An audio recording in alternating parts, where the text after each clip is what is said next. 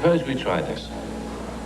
We find a woman, set a price, and the first man to extract the correct amount from her wins. Michael Caine and Steve Martin are two con men who try to con each other without being conned themselves in a new comedy named Dirty Rotten Scoundrels. It's one of the new holiday movies we're going to be reviewing this week on Siskel and Ebert. And I'm Roger Ebert of the Chicago Sun-Times. And I'm Gene Siskel of the Chicago Tribune. A lot of comedies this week. Our first one is called Dirty Rotten Scoundrels, starring Steve Martin. And Michael Caine plays a sophisticated con man posing as an aristocrat. Steve Martin plays a lower-class American charlatan. Both men like bilking women out of money. Caine works out of southern France, and when he finds Martin is working his territory, he arranges to have Steve Martin arrested, which leads to a jail scene, a funny one, where Martin tries to remember the name of the one person he knows in town, Lawrence Jameson. That's the Michael Caine character. I know somebody here. I met him on a train. His name is... His name is James... No, his name is... James Josephson. No. James Lawrence.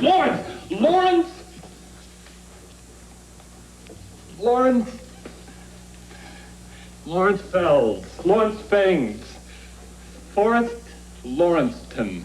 That's a funny bit. Eventually, the two men start working together in an uneasy piece pretending to be brothers. Caine takes the lead. Not mother? No, Ruprecht. She's not our mother. Go on, Diana. You were saying? Well, I think that the... Ah! Ruprecht! May I take your trident, sir? Yes.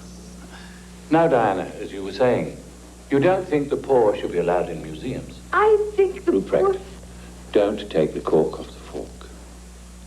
Why is the cork on the fork? To prevent him hurting himself and others. Caine still wants to get rid of Martin, so he arranges a bet. Whoever fails to bilk a visiting rich American woman has to leave town. Done. Who's the woman?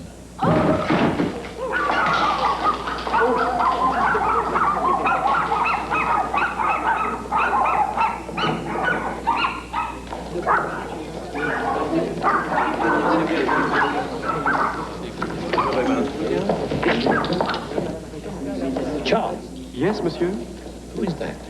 Miss Janet Colgate, monsieur. Who is she? I believe she is the United States soap queen. That's Glenn Headley as the wealthy lady. As for the movie, Caine and Martin are individually funnier than the material they've been given. For all of the trickery, we can easily see where this film is going. Still, there are individual big laughs to be had. But it's less of a movie and more of a one-man show, if you follow what I'm saying. It's a close call, but I'm voting thumbs down. I'm voting thumbs up, Gene, but I think I know what you mean about the plot. In other words, what this plot really needed was the cleverness of a movie like The Sting. Oh, of course. Which totally baffles you, because the movie pretends that it's surprising you with all of these reverses, and it really isn't. So you're right about that. It doesn't fool you, but I still think that that doesn't matter that much because Martin and Caine are so funny, and especially, I mean, in a movie like this, Caine is perfectly cast because he makes such a good rogue. He's the one who's always kind of over on the side looking at everyone with that superior smile and figuring the odds, while Martin is more of the kind of outgoing, less subtle sort of American character. I'm not talking about his acting, but about his character. The two of them together create a real nice chemistry. Steve Martin is a wonderful clown. I don't think there is chemistry, and that's where the lack of a plot really hurts. Because I don't find them interacting. What I find them is two individual performances stuck in a bad script. Well, two excellent performances. But I think that here you have two con men, and of course con men are loners. They shouldn't become buddies. I mean, they're in competition. But they should be in competition in some interesting, connected way. And you knew, as you said, you could figure it out where it was going. Well, still, I liked it. I enjoyed it. I thought it was funny. Okay, next movie. And our next movie is Tequila Sunrise,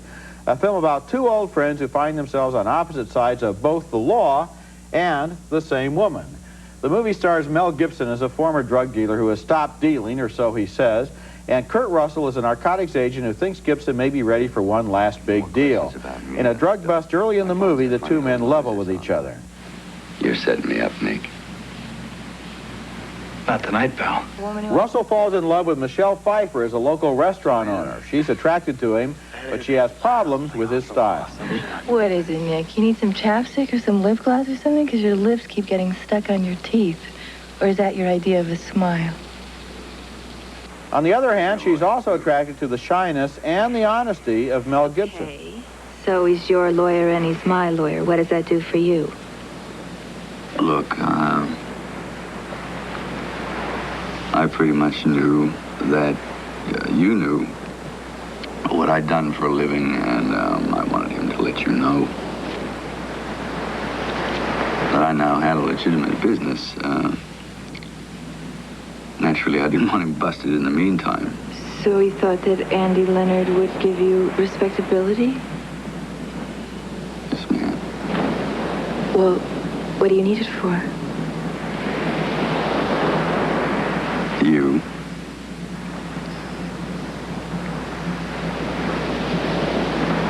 Finally, inevitably, the two men arrive at a big showdown. I want to get this straight. You kill me over drug money? Well, it's a lot of money.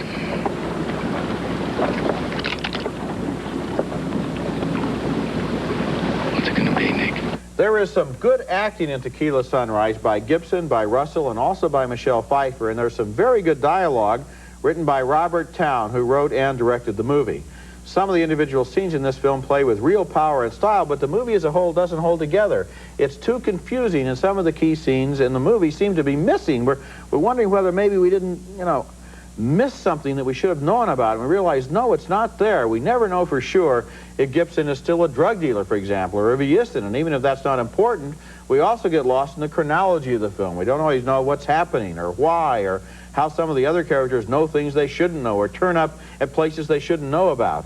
Tequila Sunrise is a case of style in search of substance, a good-looking movie that just doesn't hold together. It held together long enough for me to like it. I agree with you at the end. When there are so many double crosses back and forth, finally you say, I give up, because it's not any fun anymore. But till it reaches that point, I'd say about 2/3 of the picture I thought were fascinating.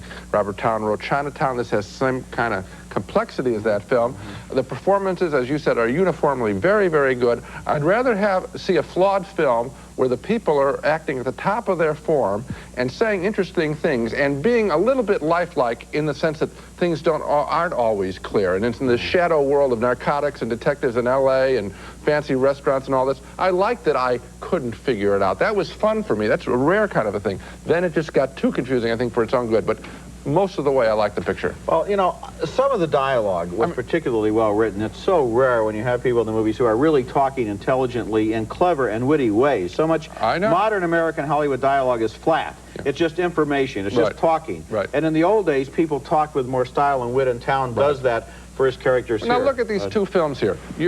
I think that you're almost rewarding Dirty Rotten Scoundrels for aiming low and hitting it hardly. I'm not aiming at. I was thinking to myself as you were giving Tequila Sunrise a pass, you were doing what you always accuse me of, which is finding a facet in a movie that you like. There are many facets. The facets are the three performances and all of the dialogue. Okay, so you just like the two performances and all of the dialogue in Dirty Rotten Scoundrels. You said you did. Not all of the dialogue, because I don't like the plot. The plot doesn't work. Here, the plot tips off at the end. So, just at the end. Yeah. So you're actually contradicting yourself. No, I'm not contradicting myself. Yes, you are. No. I think the fact that you want to remember here is to see Tequila Sunrise before Dirty Rotten Scoundrels. Coming up next, twins, and they're not identical. Danny DeVito and Arnold Schwarzenegger co-star. Who are you? I'm Vincent's brother. We're twins. Why not cast Danny DeVito and Arnold Schwarzenegger as twins? Why not? I mean, that sounds like a good idea. They supposedly were formed in a genetic experiment to make the ideal baby. Things went about half right. The boys were separated at birth. Schwarzenegger was raised as a perfect, good-hearted specimen on a South Sea island. He goes off in search of his twin, DeVito, who plays a lowlife who steals cars to make ends meet in Los Angeles. And DeVito doesn't realize, that he has a twin brother. Here's where Schwarzenegger visits DeVito in jail, intending to bail him out. I have looked for this.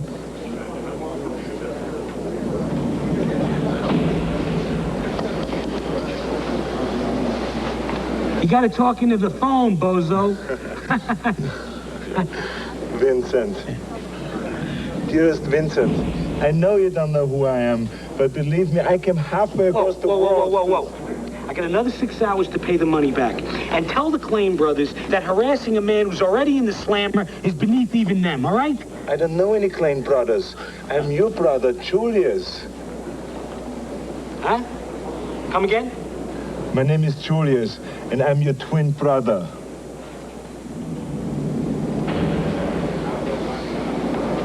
Oh, obviously. The moment I sat down, I thought I was looking into a mirror.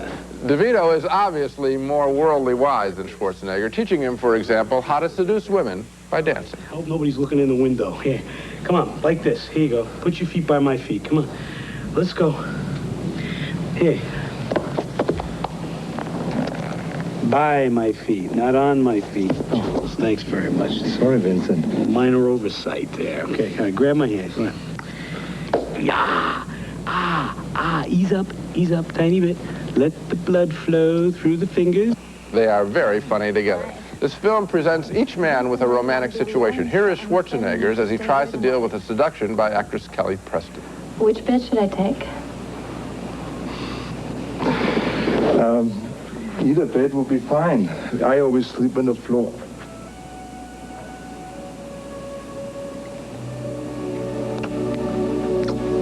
The opening hour of Twins is extremely funny in concept and in execution. The comedy runs downhill a little bit as this film inevitably gives us an action sequence toward the conclusion. I wish the writers would have just left these two talented performers alone with each other more often, but on balance, Twins is mostly a success. Here's the third film where I'm in the middle, and I'm giving this one a pass. Yeah, I give this one, I'm also giving this one thumbs up. This is the third film about two guys who are buddies, for that matter, if you want to get into that, where they get the kind of casting of point and counterpoint here. What could be more point-counterpoint than Arnold Schwarzenegger and Danny DeVito, and they are very funny at the beginning. My heart sank a little bit at the end, too, when they got involved with that plot about the contraband industrial espionage. Why? Because I thought, why do they always have to have an ending that involves a shootout and a chase? We've talked about this week after week after week after week. Writers give up 2/3 of the way through and cut to the chase. But here, they don't really go all the way. They come back and they... something else, It's not just an action ending, and so that's a good thing. When they came back to something else, I was pleased. But we ought to just have like a little button that we push, which was no third act, no third act. And then the viewer could get on with the next review. Yeah, reviews seem to be... sometimes week after week the same thing, but then the movies sometimes week after week are the same thing. Coming up next, Kim Basinger and Dan Aykroyd in a comedy about sex and flying saucers named My Stepmother Is an Alien.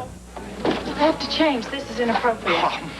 Might I suggest a more conventional spot, like backseat of my car? A comedy named My Stepmother Is an Alien, and it stars Dan Aykroyd as a scientist who harnesses the power of lightning. And that's what they're always doing in the movies. They're always harnessing the power of lightning, one of those great catchphrases. He harnesses this power to send a signal to outer space, and in response he inspires a visit to Earth by a flying saucer, and out of the saucer and into his life walks an alien who takes the very human form of Kim Basinger. She turns up for the first time at a beachfront party where she knows a little bit about a lot of things, but she doesn't exactly fit in.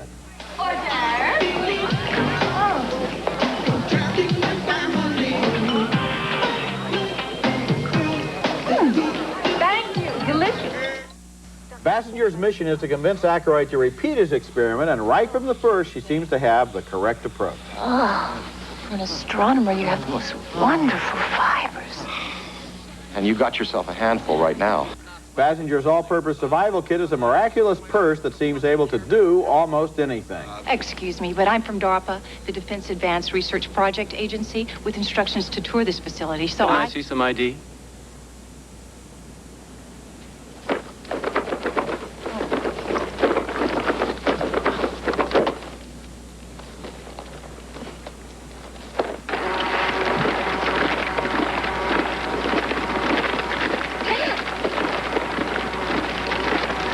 My Stepmother Is an Alien starts with a promising idea, but it never really goes anywhere with it. Time after time in this movie, it sets up a comic scene and then doesn't really pay it off or have the nerve to really take it over the top. Most of the elements in the movie seem to have been reassembled from spare parts from other movies. And the best thing in the film is Kim Basinger's inspired performance the physical performance, especially the physical side of this performance, because she's good at slapstick and she's good at walking around as if her body doesn't fit, seems to be operating the controls with her elbows, kind of reminded me of Starman, the great Jeff Bridges performance. There are times here when she's so funny you wonder why the movie itself seems to be holding back from her funniness. One of the elements that holds it back is Dan Aykroyd, who is given a juicy role as a mad scientist, but then relegated to the role of straight man in this movie. Basically just sets up the jokes for her.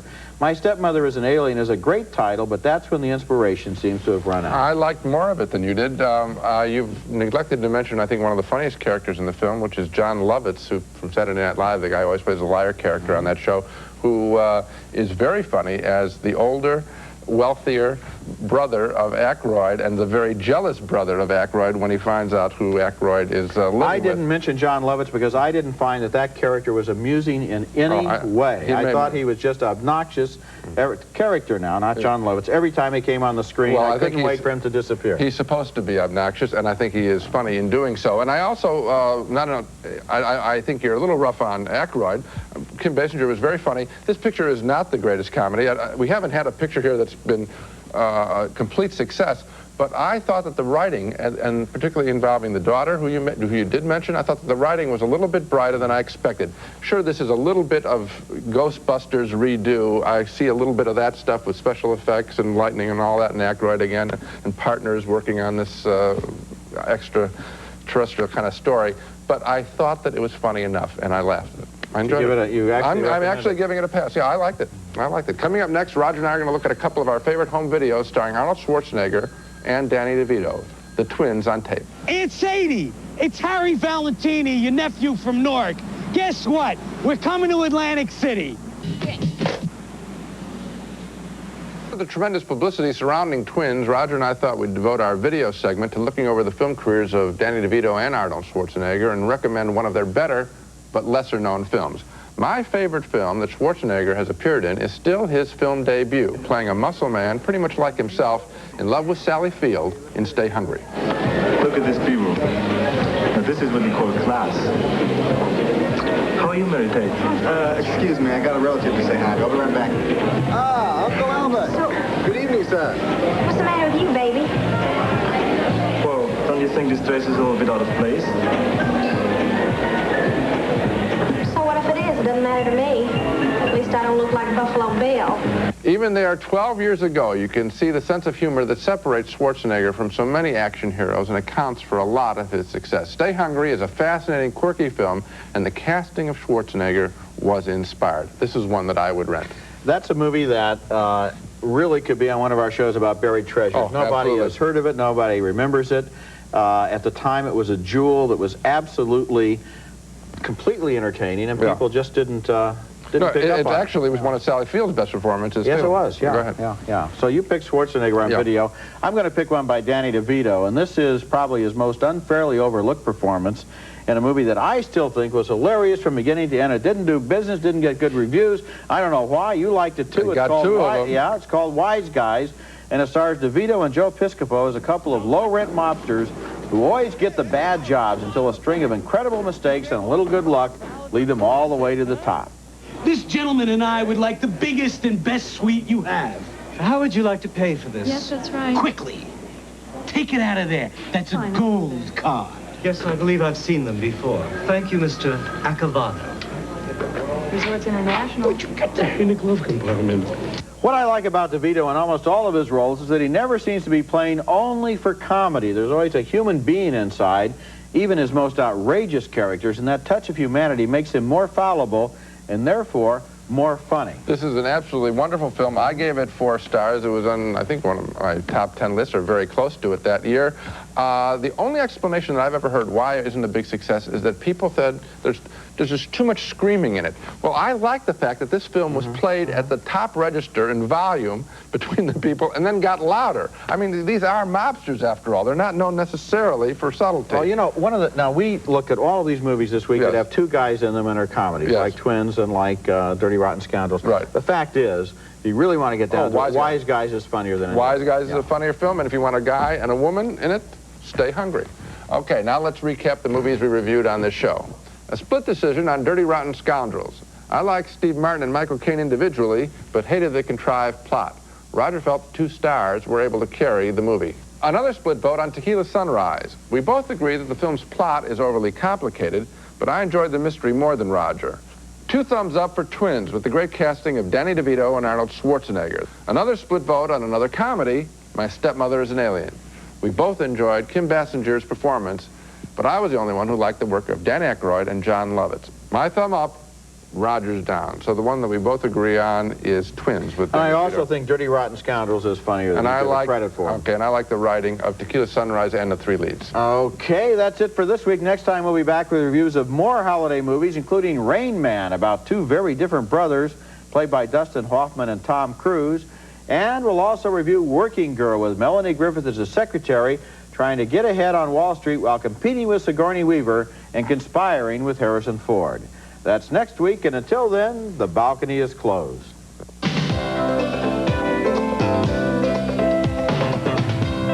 Raisinets and Goobers are playing everywhere, starring plump, juicy raisins and great golden peanuts. Both now feature creamy Nestle milk chocolate. Sony videotapes. For taping your favorite movies, trust Sony Dynamicron ES. Whatever your videotape needs, there's only one name to play back, Sony. After work or after workout, Daisy Turbo Spa combines powerful water massage and tingling aeration to turn your tub into a personal whirlpool.